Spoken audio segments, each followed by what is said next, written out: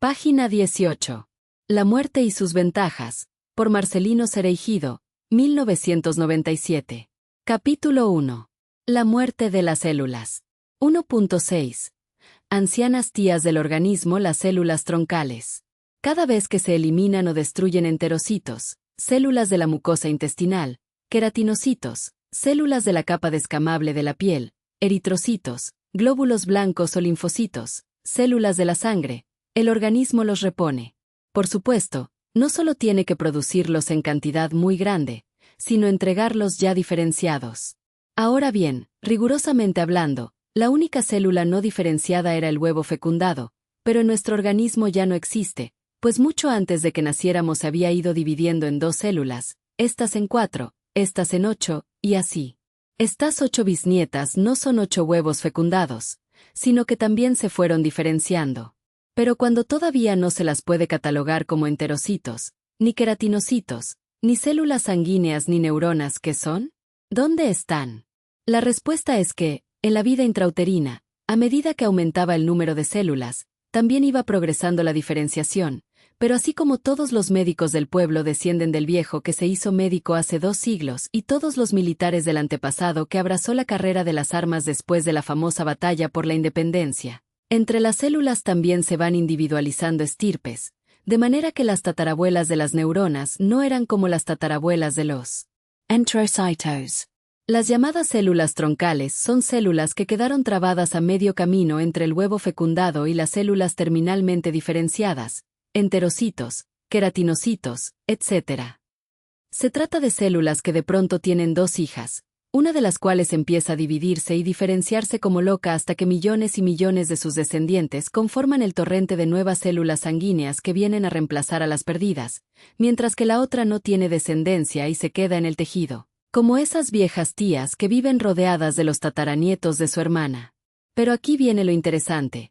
En primer lugar, la hermana de la troncal ya no existe, las sobrinas tampoco, pues fueron desapareciendo al dividirse y dar origen a las generaciones subsiguientes. En segundo lugar, no solo la hermana y las sobrinas fueron desapareciendo al dividirse, sino que sus descendientes finales diferenciadas, que llegaron a ser enterocitos, queratinocitos, eritrocitos, también murieron. En cambio, la vieja tía sigue viviendo, escondidita en el seno del tejido, y cuando el organismo mande a buscar más, ellas se dividirán una vez, y convencerán a una de sus hijas de que se divida y diferencie para mandar soldados al frente, mientras otra hija, imitando a la madre, permanece en la vieja casa matriarcal. No requiere mucho esfuerzo imaginar que estas ancianísimas tías troncales atraen poderosamente la atención de quienes estudian la muerte, tratando de entender por qué algunas células mueren en 4 días y otras viven años y años aguardando los tejidos. Así pues, si esto te interesa, debes hacerte investigador, pues se trata de un fascinante asunto de vida o muerte, en el sentido más estricto de la palabra, que está muy lejos de ser entendido. Página 25. Comentario de Google AI. El pasaje de Marcelino Cereijido sobre las ancianas tías del organismo es una metáfora poderosa para explicar la peculiaridad de las células troncales. Esas entidades que, a diferencia de sus hermanas diferenciadas, permanecen en un estado intermedio, capaces de dividirse y dar origen a nuevas generaciones de células especializadas, pero también de conservarse a sí mismas como una reserva latente. La imagen de la tía que nunca se casó ni tuvo descendencia, pero que sigue viva en la casa familiar rodeada de los tataranietos de su hermana, es una manera de narrar la paradoja biológica de la longevidad y la potencialidad de las células madre. Y es aquí donde la reflexión se abre hacia un terreno más amplio, la relación entre muerte, renovación y permanencia en los sistemas vivos.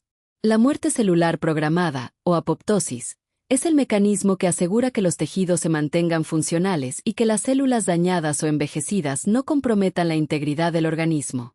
Sin embargo, esta muerte no sería sostenible sin la contrapartida, la capacidad de reponer lo perdido. En el intestino, por ejemplo, los enterocitos se renuevan cada pocos días. En la piel, los queratinocitos se descaman constantemente. En la sangre, los eritrocitos viven apenas unos 120 días antes de ser reemplazados. Este ciclo de muerte y regeneración depende de la existencia de esas tías troncales, células madre que permanecen en los nichos tisulares listas para dividirse y diferenciarse cuando el organismo lo requiere. La fascinación de los investigadores por ellas no es casual, representan la clave de la continuidad de la vida en medio de la muerte. Lo interesante es que, como señala Cereijido, las células diferenciadas desaparecen, mientras que las troncales persisten.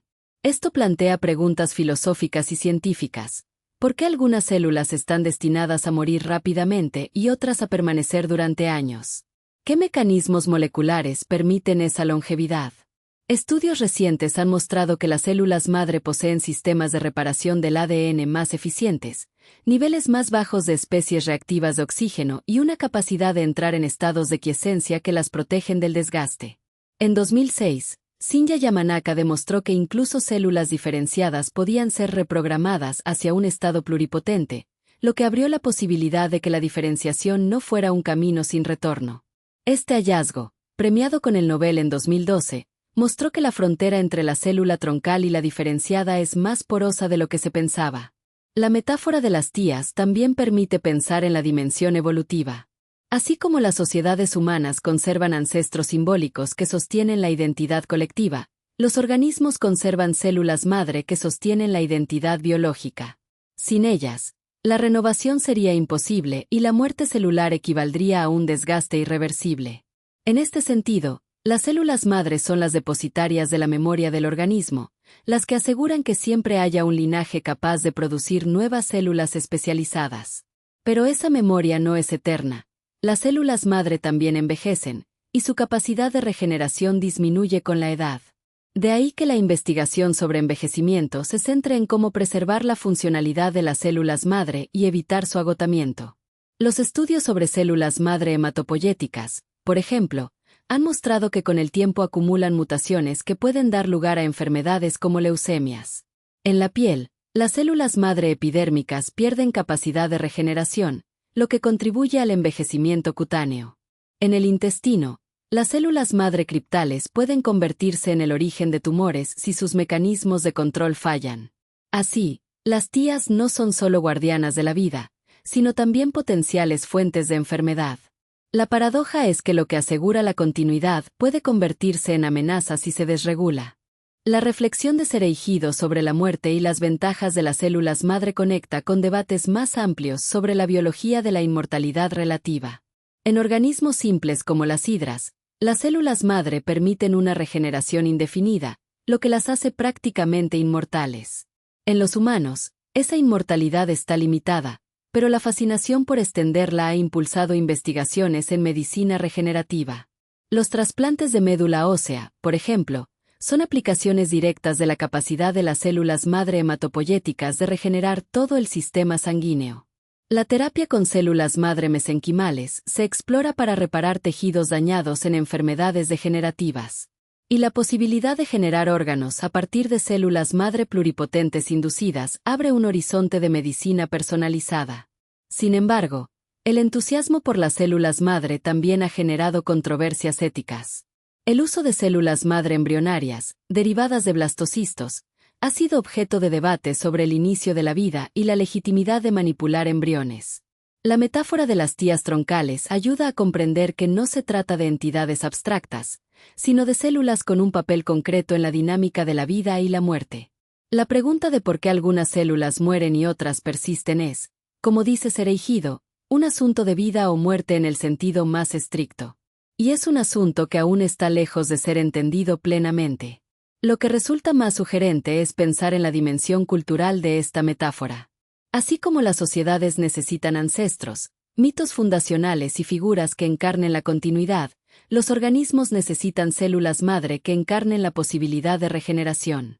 La muerte no es solo un final, sino un proceso que da lugar a la renovación. Las células madre son las mediadoras de esa dialéctica.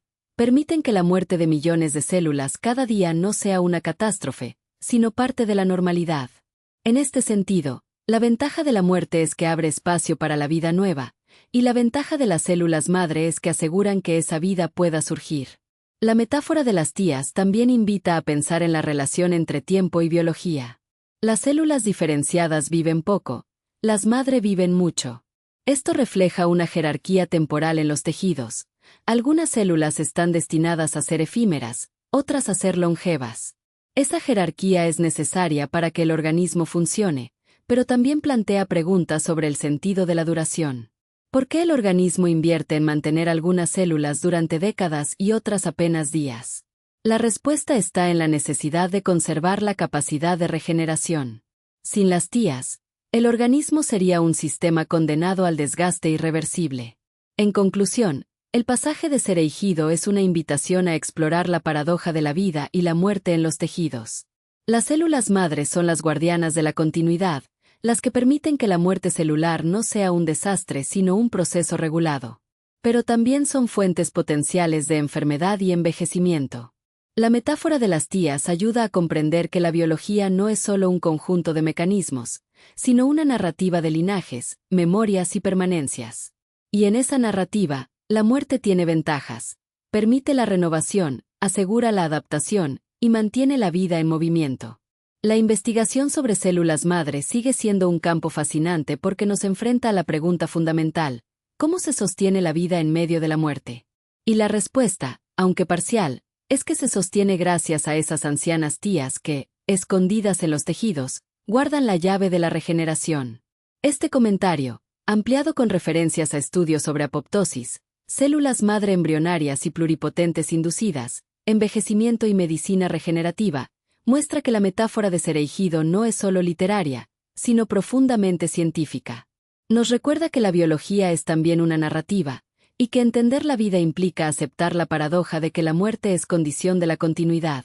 ¿Es posible corregir la diabetes tipo 1 y 2 utilizando a las tías de Sereijido? Hoy no existe una cura definitiva para la diabetes tipo 1 ni tipo 2 mediante células madre, pero los avances recientes muestran que sí pueden corregir parcialmente la enfermedad.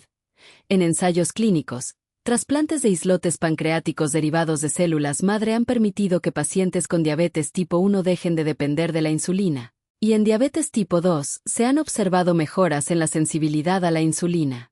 La metáfora de Sereijido sobre las tías troncales cobra aquí un sentido literal. Las células madre son las reservas que pueden regenerar tejidos dañados. En la diabetes tipo 1, el problema es que el sistema inmune destruye las células beta del páncreas, responsables de producir insulina. En la tipo 2, el problema es doble: resistencia a la insulina y disfunción progresiva de esas mismas células beta. La idea de utilizar células madre es precisamente convencer a esas tías de producir nuevas descendientes capaces de convertirse en células beta funcionales. Los estudios más recientes han mostrado resultados prometedores. En 2025, un ensayo publicado en el New England Journal of Medicine reportó que 10 de 12 pacientes con diabetes tipo 1 lograron independencia de la insulina tras recibir islotes pancreáticos derivados de células madre. Este es un hito porque demuestra que las células madre pueden diferenciarse en células beta funcionales y sobrevivir en el organismo. En China, investigaciones experimentales han sugerido que tanto la diabetes tipo 1 como la tipo 2 podrían revertirse mediante terapias celulares, aunque aún se trata de estudios preliminares. Sin embargo, hay obstáculos enormes. En la diabetes tipo 1, aunque se logre regenerar células beta, el sistema inmune sigue atacándolas. Es decir, el problema no es solo la falta de células, sino el entorno hostil que las destruye. Por eso, las terapias deben combinarse con inmunomodulación para evitar que el cuerpo vuelva a eliminar las nuevas células. En la tipo 2, el reto es distinto. Aunque se regeneren células beta, la resistencia a la insulina en tejidos periféricos persiste, lo que significa que el problema no se resuelve solo con más células productoras de insulina.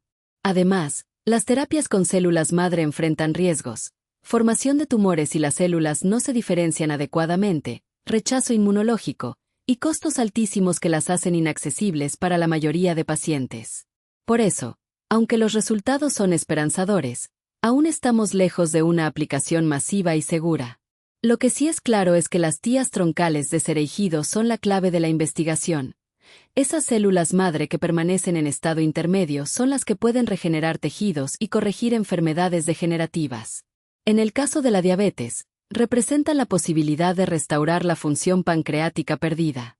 Pero la metáfora también advierte: no basta con que las tías existan, hay que crear las condiciones para que sus hijas sobrevivan y funcionen en un entorno que tiende a destruirlas.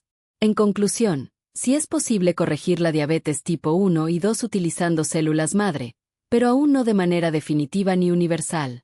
Los avances recientes muestran independencia de la insulina en algunos pacientes y mejoras metabólicas en otros, pero los retos inmunológicos, técnicos y económicos siguen siendo enormes.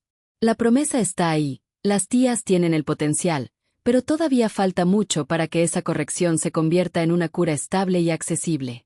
Fin del capítulo 1. Página 25.